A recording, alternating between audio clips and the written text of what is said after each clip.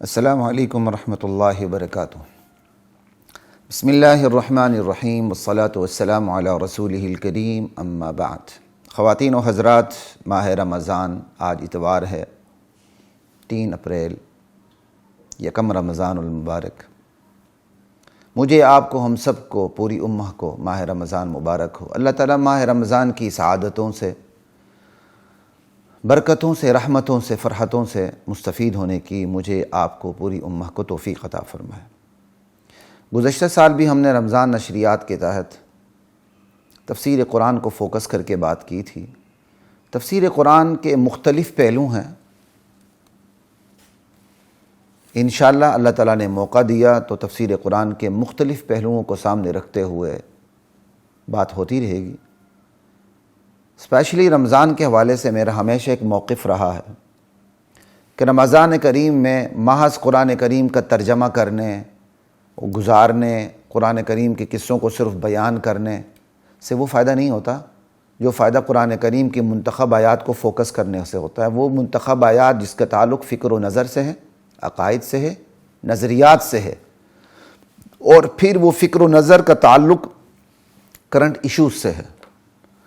تو میری ہمیشہ سے الحمدللہ ایک رائے رہی ہے کہ قرآن کریم کو پورا، یعنی جہاں دروس کا سلسلہ شروع ہوتا ہے، جہاں زیادہ وقت ہے وہ پورے قرآن کریم کو فکر و نظر کے ساتھ لے کے چلتے ہیں، تو اس کی سونے پہ سہاگا بڑی کمال کی بات ہے وہ۔ لیکن جہاں مختصر مجلس ہوتی ہے قرآن کریم کے حوالے سے، تو وہاں الحمدللہ میری رائے یہ رہی ہے کہ منتخب آیات کو فوکس کیا جائے جس کا تعلق ہماری فکر و نظر سے ہے اور ہمارے عقیدے سے، ہمارے نظریے سے ہے۔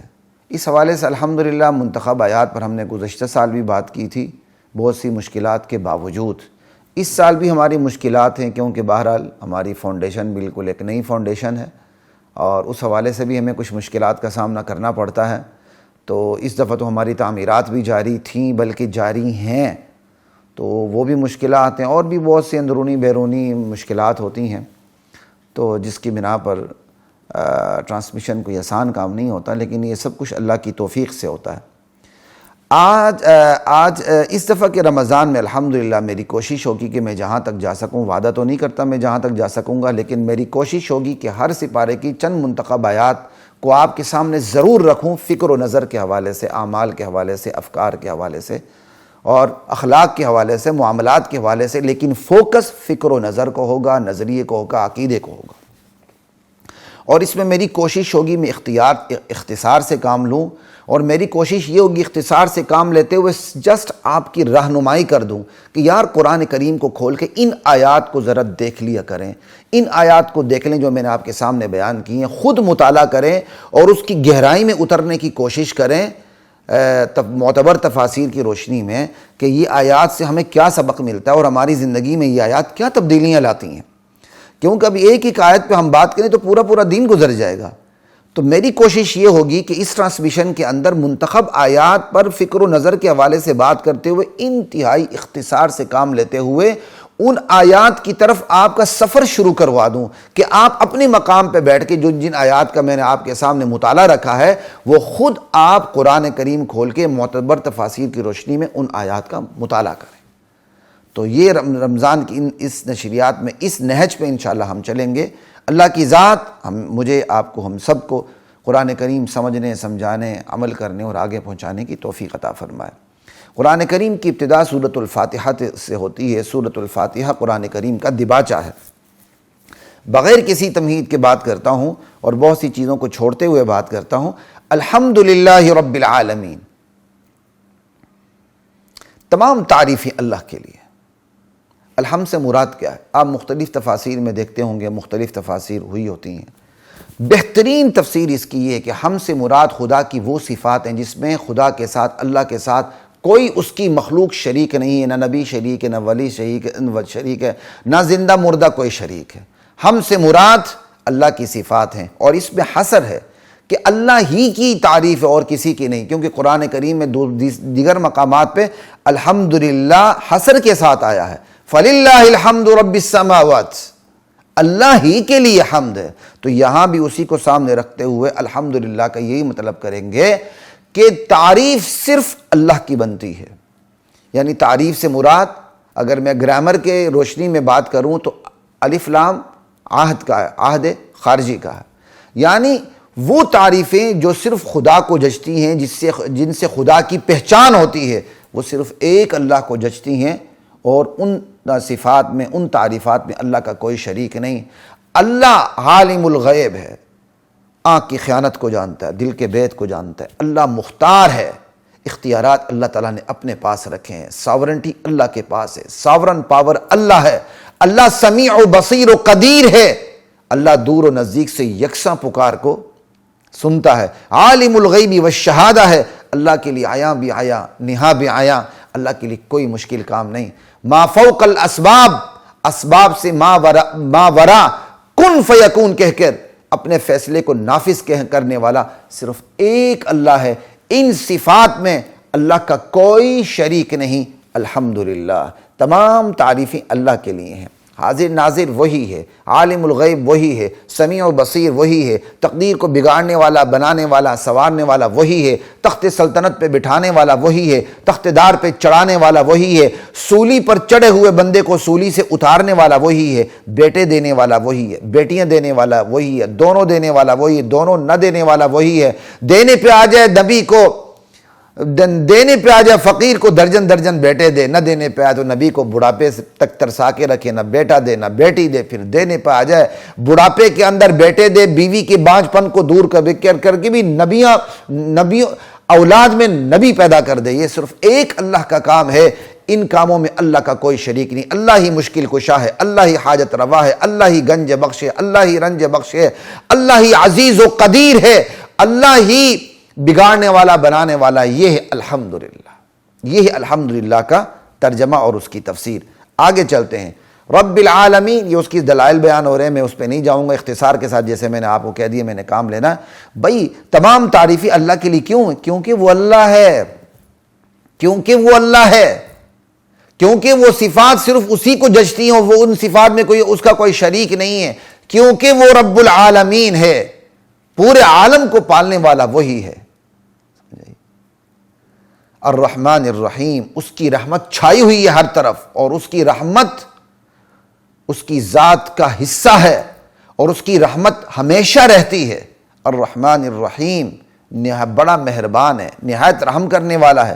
مالک یوم الدین، جزا اور سزا کے دن کا مالک ہے۔ مالک سے کیا مراد؟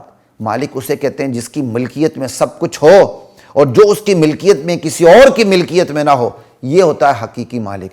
اللہ کہتے ہیں جزا کے دن کا مالک میں ہوں، سزا کے دن کا مالک میں ہوں۔ اس کا مطلب اس دن اسی کی چلے گی، اسی کی مرضی چلے گی۔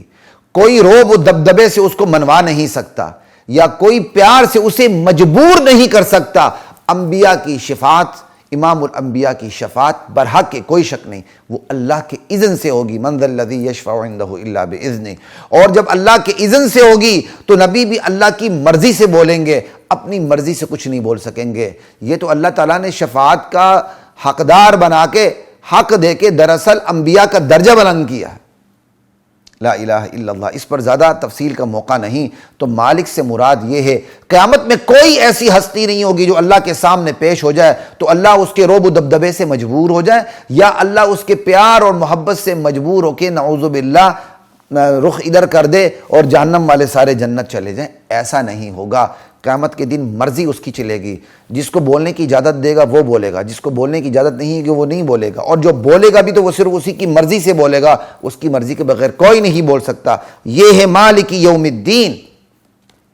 جب اللہ کی یہ صفات، وہی اللہ ہے، وہی رب العالمین ہے، وہی رحمان ہے، وہی رحیم ہے، وہی مالک یوم الدین ہے، تو اللہ کی صفات کے ذریعے اللہ کی ذات اس طرح نکھر کے سامنے آ جاتی ہے، گویا ہم اللہ کو براہ راست دیکھ رہے ہیں۔ اس لیے اسلوب بھی بدل گیا کلام کا۔ ایاک نعبد و ایاک نستعین، اے اللہ ہم تیری ہی بندگی کرتے ہیں، تجھی سے مدد چاہتے ہیں۔ پہلے یہ اسلوب مخاطبیت خطاب کا نہیں تھا، یا اللہ تعریفیں تیرے لیے، یا اللہ رحمان تو ہے، نہیں، تعریفیں اسی اللہ کے لیے جو رحمان ہے، جو رحیم ہے، جو مالک یوم الدین ہے۔ لیکن ان تعریفوں کے ذریعے جو اللہ تعالیٰ کی ذات بندے کے سامنے آ جاتی ہے تو گویا بندہ براہ راست اللہ کو دیکھ رہا ہے، اور جب بندہ کسی کو براہ راست دیکھتا ہے تو جو اسلوب اختیار کرتا ہے کلام کا وہ وہی کرتا ہے کہ اس کو خطاب کرتے ہوئے بات کرتا ہے۔ تو اب ان صفات کی وجہ سے بندے کے سامنے اللہ کی ذات نکھر کے سامنے آ گئی، اس لیے اب بندہ براہ راست بات کرتا ہے، ایاک نعبد و ایاک نستعین، اللہ ہم تیری ہی عبادت کرتے ہیں، تجھی سے مدد چاہتے ہیں۔ تو ہمیں یہ دراصل سورہ فاتحہ میں یہ اسلوب بدل کے اور مختلف اسلوب کے ساتھ سورہ فاتحہ میں بات کر کے دراصل اللہ نے ہمیں یہ سمجھایا ہے کہ جب ہم کھڑے ہوں خصوصاً نماز میں اس کے علاوہ بھی جب ہم یہ پڑھ رہے ہوں الحمدللہ رب العالمین الرحمن الرحیم مالک یوم الدین، تو تخیل میں اتنی قوت ہونی چاہیے اور اللہ کی ذات کو اتنا ہمیں فوکس کرنا چاہیے، تو گویا اللہ کو ہم براہ راست دیکھ رہے ہیں۔ پھر ہے ایاک نعبد، جب براہ راست دیکھ رہے ہیں تو کلام بھی بدل گیا، یا اللہ ہم تیری ہی عبادت کرتے ہیں۔ عبادت اطاعت کا نام ہے۔ شب و روز کی زندگی میں اللہ ہی کی اطاعت کرنا یہ عبادت ہے۔ یہ عقیدہ اور شعور رکھتے ہوئے العبادت عبارت عن الاعتقاد والشعور بأن للمعبود سلطة غیبیة يقدر بها على النفع والضرر فكل دعاء ونداء وثناء ينشأ من هذه الاعتقاد فهي عبادہ۔ عبادت کیسے کہتے ہیں؟ عبادت دراصل عبادت کا آغاز اور عقیدے سے ہوتا ہے۔ عبادت عقیدے اور شعور کا نام ہے، سمجھ آئی؟ شعور کیا ہے کہ میں جس کی عبادت کر رہا ہوں اس کو غیبی قوت حاصل ہے، وہ اپنی غیبی قوت کے ذریعے مجھے نقصان بھی دے سکتا ہے، وہ مجھے نفع بھی دے سکتا ہے۔ یہ عقیدہ شعور رکھتے ہوئے اس کی تعریف کرنا، اس کی حمد و ثنا کرنا، اس سے گفت و شنید کرنا، یہ اس کی عبادت ہے۔ تو عبادت میں بھی سب سے پہلے عمل نہیں آتا، عبادت کا آغاز عقیدے سے ہوتا ہے۔ عبادت کی تعریف بتاتی عبادت کا آغاز عقیدے سے ہے، اس لیے عبادت کی ایک بڑی قسم عبادت قلبی ہے جو عموماً بیان نہیں کی جاتی۔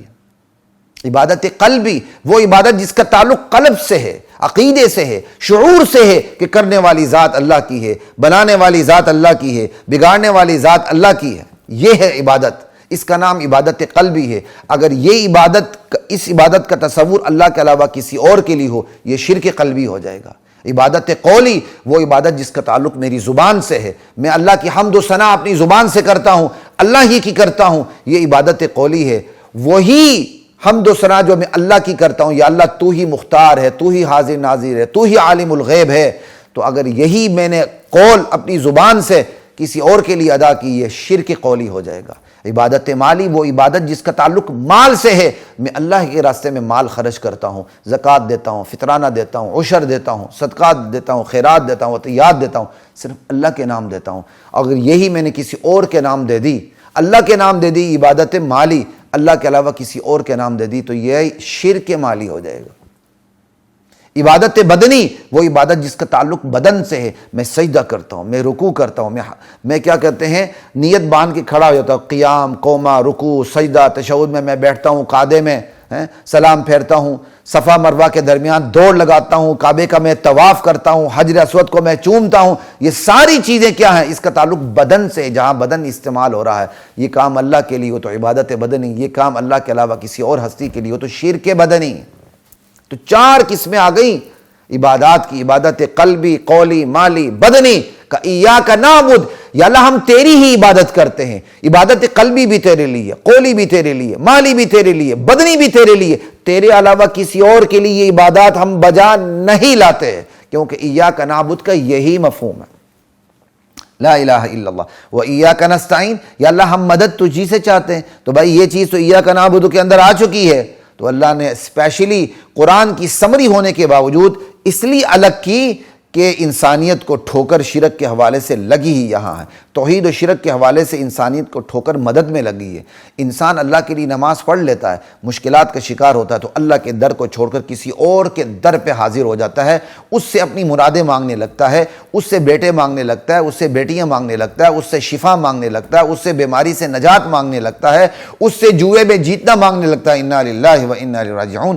اس لیے اللہ کو پتہ ہے کہ میری انسانیت کو ٹھوکر دراصل مدد میں لگی ہے، تو اسپیشلی ایاک نعبد کے ایک بڑے حصے کو نکال کے الگ کر کے اسپیشلی کہا وَإِيَّاكَ نَسْتَعِينُ، یا اللہ ہم تجھی سے مدد چاہتے ہیں، تیرے علاوہ ہم کسی سے مدد نہیں چاہتے۔ آپس میں ایک دوسرے سے مدد یہ اسباب کے درجے میں، یہ تو خدائی حکم ہے۔ اسباب سے ماورا مدد کرنا، یہ صرف ایک اللہ کا کام ہے۔ میں مشکلات میں پھنسا ہوا ہوں، میں کسی کو پکاروں گا، وہ بغیر کسی سبب کے مدد کرے، یہ اللہ کا کام ہے۔ اللہ کے علاوہ تو یہ کوئی کام نہیں کر سکتا۔ مجھے اولاد چاہیے، مجھے بیوی چاہیے، مجھے بچے چاہیے، یہ کوئی نہیں کر سکتا، یہ صرف ایک اللہ کر سکتا ہے۔ بس اسباب کی جو دنیا میں ہوتا ہے وہ تو شرک ہی نہیں ہے۔ وَتَعَاوَنُوا عَلَى الْبِرِّ وَالتَّقْوَىٰ وَلَا تَعَاوَنُوا عَلَى الْإِثْمِ وَالْعُدْوَانِ، یہ تو قرآن کا حکم ہے، نیکی کے کاموں میں تم ایک دوسرے کا ہاتھ بٹاؤ، تعاون کرو۔ لوگ یہاں جا کے چکمہ دینے لگتے ہیں، دیکھو جی ہم دوسروں سے بھی مدد چاہتے ہیں۔ بھائی مدد سے مراد یہ جو اسباب سے بالاتر ہوتی ہے کہ آپ ایک ہستی کو اس حوالے سے پکارتے ہیں کہ اسباب موجود نہیں، وہ بغیر اسباب کے ڈائریکٹ ارادہ کر رہے تو آپ کی مدد ہو جاتی ہے، ارادہ کرے آپ کی مدد ہو جاتی ہے۔ یہ تو صرف ایک اللہ کے لیے ہے، اللہ کے علاوہ تو یہ کسی کے لیے ثابت ہی نہیں ہے۔ آگے چلتے ہیں جی، اہدنا الصراط المستقیم، اے اللہ ہم تجھ سے سیدھا راستہ مانگتے ہیں، جس راستے پر ہم ہیں الحمدللہ کہتے ہوئے، ایاک نستعین تک پہنچتے ہوئے، یا اللہ اس راستے پر ہمیں جما دے اور اس راستے میں ہمیں مزید ترقی عطا فرما۔ اہدنا الصراط المستقیم، بھائی صراط مستقیم تو بڑا مجمل سا لفظ ہے، ہم خود ڈھونڈیں گے کا صراط الذین انعمت علیہم، یا اللہ ان لوگوں کا راستہ جن پر تو نے انعام کیا، وہ ان لوگوں کا راستہ نہیں جن پر تیرا غضب ہوا اور وہ گمراہ ہو گئے، نہ ان لوگوں کا راستہ جو گمراہ ہے۔ ٹھیک ہے نا جی؟ تو یہ اب یہاں سے دو تین چیزیں سمجھ آتی ہیں، اختصار کے ساتھ عرض کرتا ہوں۔ سب سے پہلے رسالت کی ضرورت سمجھ آتی ہے۔ بندے نے اللہ تک پہنچنا، کیسے پہنچے گا؟ اللہ نے اس کے لیے اپنے نمائندے بھیجے ہیں جن کو نبی اور رسول کہتے ہیں۔ اسی لیے کہا صراط الذین انعمت علیہم، یا اللہ ان کا راستہ جن پر تیرا انعام ہوا ہے۔ تو جن پر اللہ کا انعام ہوا ان میں سب سے بڑا گروہ انبیاء اور رسولوں کا ہے۔ اولئک الذین انعم اللہ علیہم من النبیین والصدیقین والشہداء والصالحین، قرآن کے دیگر مقام پہ اللہ تعالیٰ نے بتا دیا جن پر اللہ نے انعام کیا وہ کون ہیں، وہ نبی ہیں، صدیق ہیں، شہداء ہیں، صالحین ہیں، ان لوگوں کا راستہ۔ تو یہاں سے ضرورت رسالت سمجھ آتی ہے، رسالت کی ضرورت ان آیات سے سمجھ آتی ہے، اور نہ صرف ان آیات سے رسالت کی ضرورت سمجھ آتی ہے، کیونکہ نبی تو سب سے پہلے ہو گئے، صدیقین اور شہداء اور صالحین بھی ہیں۔ پھر ان سے وہ بھی سمجھ آتی کہ جن لوگوں نے نبیوں سے براہ راست ایمان کو قبول کیا، نبوت کی مجلس میں بیٹھے، مزاج شناس نبوت بنے، ان کی ضرورت بھی سمجھ آتی ہے انہی آیات سے، صراط الذین انعمت علیہم، کیونکہ جن پر سب سے زیادہ بڑا انعام ہوا وہ کون ہے؟ نبی۔ تو نبی پر براہ راست جو ایمان لائے وہ سب سے ہی بڑے ہوئے نا، وہ تو سب سے بڑے ہوئے۔ یہ تو پورا قرآن کریم بتاتا ہے، محمد الرسول اللہ والذین معہ اشداء علی الکفار لا الہ الا اللہ۔ ٹھیک ہے، نہ صرف رسالت کی ضرورت سمجھ آئی بلکہ نبوت پر ایمان لانے والے جو جتنے قریب ہیں ان کی بھی زیادہ ضرورت سمجھ آئی۔ اور ایک اور بات یاد رکھیں، انہی آیات سے پتہ چلتا ہے فہم دین کا ایک تسلسل ہوتا ہے جس کا سیدھا نبوت سے جا کر ملتا ہے اور اصحاب نبوت سے ملتا ہے۔ فہم دین، بھئی ہم دین کی کس کی تعبیر و تشریح مانگے؟ ایک جملے میں آپ کو جواب دے رہا ہوں، دین کی وہی تعبیر و تشریح معتبر ہوگی جس کا سیدھا جا کے نبوت سے ملے۔ ایک بندہ اٹھ کے منہ اٹھا کے نتھو پھتو آ جاتا ہے اور وہ کہتا ہے جی میں تشریح کرتا ہوں، میری تشریح قبول کریں، عام بندہ پھنس جاتا ہے، یار قرآن کی ایک یہ بھی تو بندہ تشریح کر رہا ہے، ایک وہ کر رہا ہے، ہم کس کی مانیں؟ اللہ کے بندو خدا کا خوف کرو، وہ تعبیر و تشریح کر ہی نہیں سکتا جس کی تعبیر و تشریح نبوت سے ملے ہی نہ جا کے۔ اب کس کی تعبیر و تشریح نبوت سے ملے گی؟ جس نے اس فیلڈ کو اپنایا ہوگا، قرآن کریم کے بنیادی عقائد کو اس نے قبول کیا ہوگا، اور قرآن کریم کے بنیادی عقائد کو اللہ تعالیٰ نے مفسر کی تفسیر پر بھی نہیں رکھے، وہ صاف ترجمے سے ہی واضح ہو جاتے ہیں۔ جس کی ایک مدت ان علوم پہ لگی ہوگی، ان علوم کو حاصل کیا ہوگا، پھر اس نے وہی تعبیر و تشریح کی ہوگی جو تعبیر و تشریح امت نے جو پہلے کی ہے 1400 سال سے، ان سے متصادم نہ ہو، کیونکہ یہاں صاف کہا گیا ہے ان لوگوں کا راستہ دکھانا جن پر تیرا انعام ہوا ہے۔ تو انعام میں سب نبی، صحابہ، تابعین، تبع تابعین، تو یہ ایک تسلسل آ رہا ہے۔ اب دین کی ایک تشریح نبی نے کی، نبی کے بعد صحابہ نے کی، صحابہ کے بعد تابعین نے کی، اور آج ایک بندہ اٹھ کے دین کی وہ تعبیر و تشریح کر دیتا ہے جو نبی کی تعبیر و تشریح سے، صحابہ کی تعبیر و تشریح سے، تابعین اور تبع تابعین خیر القرون کی تشریح سے ٹکراتی ہے وہ تعبیر، تو بتائیں ان میں سے ایک ضرور غلط ہے۔ یا یہ آج کی تعبیر غلط ہے یا نعوذ باللہ پہلے کی تعبیر غلط ہے۔ پہلے کی تعبیر تو غلط نہیں ہو سکتی کیونکہ ان کی گواہی تو قرآن نے دے دی ہے، صراط الذین انعمت علیہم۔ اس کا مطلب آج کی تعبیر غلط ہے، وہ تعبیر غلط ہے جو جا کے ماضی کی تعبیر سے ٹکرا رہی ہے۔ تو ایک بات یاد رکھیے، دین کی تعبیر و تشریح کے اندر ایک تسلسل ہوتا ہے، وہ اس تسلسل کا سیدھا جا کے نبوت سے ملا کرتا ہے۔ اس چیز کا بھی آپ کو پتہ چل گیا۔ اگلی بات، غیر المغضوب علیہم ولا الضالین، یا اللہ تعالیٰ ان لوگوں کے راستے سے ہمیں بچا کے رکھنا جس پر تیرا غضب نازل ہوا، جو گمراہ ہوئے۔ یہاں سے براءت کا پتہ چلتا کہ جو کافر لوگ ہیں، جن پر اللہ کا غضب ہوا ہے، جو گمراہ ہوئے ہیں، ان سے بندہ اپنے راستے جدا کر لے، ان سے براءت کا اعلان کرے کہ ہمارا ان سے کوئی تعلق نہیں سوائے اس تعلق کے کہ ایک داعیانہ تعلق ہمارا ان سے ہوگا، ہم ان کو اسلام کے معیار زندگی کی طرف راغب کرنے کی کوشش کریں گے۔ باقی یہ کہ ہم ان کی فکر و نظر کو اپنا لیں، ان کے طریقے زندگی کو اپنا لیں، ان کے پیمانہ حیات کو لے لیں، اس کی کوئی گنجائش نہیں، بلکہ اس سے براءت کا اعلان ہے کہ ہم ان سے بالکل براءت کا اعلان کرتے ہیں کہ ہمارے راستے بالکل جدا ہیں۔ اس سے براءت کا پتہ چلتا ہے۔ یہ ہے سورہ فاتحہ کے بارے میں تھوڑی سی باتیں میں نے آپ کو کر دی، چند باتیں میں آپ کو اور کر دیتا ہوں۔ جیسے میں نے عبادات کی اقسام بتائی تھی، تو یہاں ہدایت کی بھی بات آئی، تو ہدایات کے بھی درجات ہوتے ہیں، ہدایت کے بھی درجات ہوتے ہیں۔ ہدایت کا پہلا درجہ یہ ہے کہ سچی بات کو قبول کرنے کا جذبہ رکھنا، جس کو انابت کہتے ہیں۔ جب تک یہ جذبہ نہ ہو، اللہ نبی کی اولاد کو بھی ہدایت نہیں دیتے، نبی کے باپ کو بھی نہیں دیتے، نبی کی بیویوں کو بھی نہیں دیتے۔ نوح علیہ السلام کی بیوی کو دیکھ لیں، لوط علیہ السلام کو بیوی کو دیکھ لیں، ابراہیم علیہ السلام کے ابا جان کو دیکھ لیں، نبی علیہ السلام کے کئی چچا جان کو دیکھ لیں، ابو طالب کو دیکھ لیں، ابو لہب کو دیکھ لیں، ابو جہل کو دیکھ لیں، ایمان نہیں لا سکے کیونکہ سچی بات قبول کرنے کا جذبہ ہی ان کے اندر نہیں تھا۔ ہدایت کا پہلا درجہ یہ ہے کہ بندہ خود تیار ہو جائے۔ جب خود تیار ہو جاتا ہے، اللہ تعالیٰ راستے کھول دیتے ہیں، اور جب بندہ خود تیار ہو جاتا ہے تو پھر ہدایت کا دوسرا درجہ اسے ملے بغیر نہیں رہتا، وہ ہدایت، وہ صراط مستقیم پر آ جاتا ہے۔ یہ صراط مستقیم کے مختلف درجے، انابت، جذبہ، تلاش حق کا جذبہ۔ جب تلاش حق کا جذبہ ہو تو اسے ہدایت مل جاتی ہے، اور ہدایت پر 24 گھنٹے نبوی زندگی کے مطابق گزریں تو پھر اسے استقامت نصیب ہوتی ہے۔ استقامت پر ایک عرصہ گزرتا ہے، اللہ تعالیٰ اس کے دل کو تھام لیتے ہیں، ربط قلب، اللہ اس کے دل کو تھام لیتے ہیں، پھر اللہ اسے گمراہ نہیں ہو دیتے ہیں۔ یہ ہدایت کا پیک لیول جو صحابہ کو حاصل تھا، انبیاء کو حاصل تھا، اللہ ہمیں یہی درجہ نصیب فرمائے۔ بالکل اس کے مقابلے میں گمراہی کے بھی درجات ہیں۔ ہمارے اساتذہ گمراہی کے درجات کو شک سے شروع کرتے ہیں کہ بندے کے دل میں ڈاؤٹس آتے ہیں، شکوک آتے ہیں، وہ ان شکوک کو دور نہیں کرتا، وہ شکوک یقین میں بدل جاتے ہیں تو بندہ پھر ضلالت گمراہ ہو جاتا ہے۔ گمراہ ہونے پر ایک وقت گزرتا ہے، اپنی گمراہی میں وہ تگڑا اور نظریاتی بن جاتا ہے، پھر اہل حق سے جدال کرنے لگتا ہے، مجادلہ، جدال، یہ تیسرا درجہ آتا ہے۔ جب اہل حق سے لڑتے لڑتے اس کا دل بالکل سیاہ ہو جاتا ہے، اللہ تعالیٰ اس کے دل پر مہر لگا دیتے ہیں، پھر اسے ہدایت نہیں ملتی، اسے مہر جباریت کہتے ہیں، ختم قلب کہتے ہیں، جیسے ختم اللہ علی قلوبہم میں بات آ رہی ہے۔ لیکن یہ الحمدللہ ناچیز گمراہی کے درجات کو شک سے شروع نہیں کرتا، بلکہ شک سے پہلے سے شروع کرتا، غفلت سے۔ گمراہی کا آغاز شک سے نہیں ہوتا، غفلت سے ہوتا ہے۔ غفلت کا نتیجہ شک ہے۔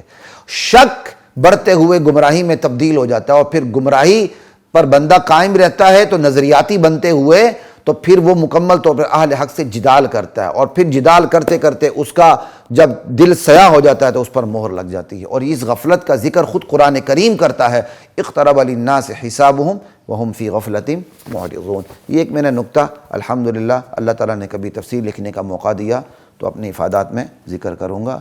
جو جن کے افادات ہوں ان کا ذکر کیا کریں، اور مجھے اپنا ذکر کوئی مقصود نہیں ہے، ذکر نہ بھی کریں تو کم سے کم اپنے حوالے سے ذکر نہ کیا کریں۔ ان چیزوں کا خیال رکھنا چاہیے۔ یہاں تو علمی سرقہ بھی ہوتا ہے، علمی چوریاں بھی ہوتی ہیں۔ بندہ کم سے کم اتنا کرے کہ جس کسی کی علمی محنت ہے تو اس کو اپنے نام نہ لگائے، کم سے کم یہ ضرور ہونا چاہیے، علمی خیانت نہیں ہونی چاہیے۔ ٹھیک ہے نا جی؟ لا الہ الا اللہ۔ تفسیر میں میرے الحمدللہ بہت سی افادات ہیں، وہ علمی خیانت کے ڈر سے کہ کہیں چوری نہ ہو جائے میں روٹین میں ذکر نہیں کرتا۔ یہ نہیں کہ کوئی میں علم چھپا رہا ہوں، اللہ تعالیٰ نے توفیق دی، انشاءاللہ تحریری شکل میں بہت سی چیزیں آ جائیں گی۔ اللہ تعالیٰ نے کہا آپ حضرات اپنی دعاؤں میں مجھے ضرور یاد رکھا کریں۔ تو بات ہماری ہو رہی تھی سورۃ الفاتحہ پہ۔ سورۃ الفاتحہ پہ ہماری بات ختم ہو گئی، اختتام پہ پہنچ گئی.